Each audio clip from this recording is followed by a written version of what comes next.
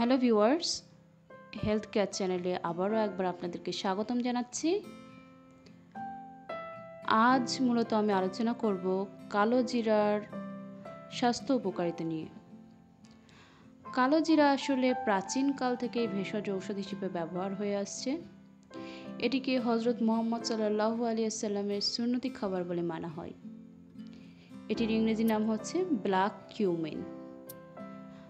কালো জিরা খাওয়ার বেশ কয়েকটি উপকারিতা রয়েছে, যার মধ্যে উল্লেখযোগ্য হচ্ছে রোগ প্রতিরোধ ক্ষমতা বৃদ্ধি করে, কারণ এতে বিদ্যমান রয়েছে থাইমোকুইন নামক উপাদান, যা মানুষের শরীরে অ্যান্টিঅক্সিডেন্ট হিসেবে কাজ করে এবং রোগ প্রতিরোধ ক্ষমতা বৃদ্ধি পায়।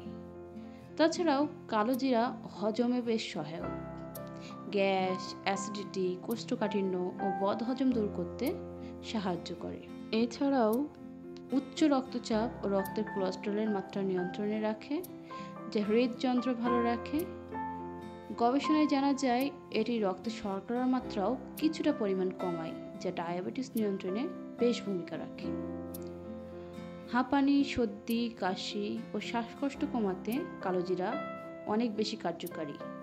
তাছাড়া ত্বকে ব্রণ দূর করতে, চুল পাকা ও চুল পড়া কমাতে কালোজিরার তেল ব্যবহার করা হয়।